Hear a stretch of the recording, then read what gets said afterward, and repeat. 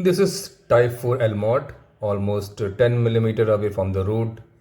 Use of the diamond rest to create the biology and promote healing. Now I am using first pass mini to take the bite into the lateral leaflet. Now into the medial leaflet, and this is a sliding knot.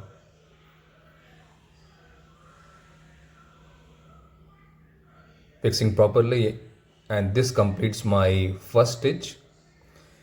Now the second stitch I am planning with the use of fast fix. So this is the entry into the lateral leaflet and the medial leaflet, and this completes my second stitch.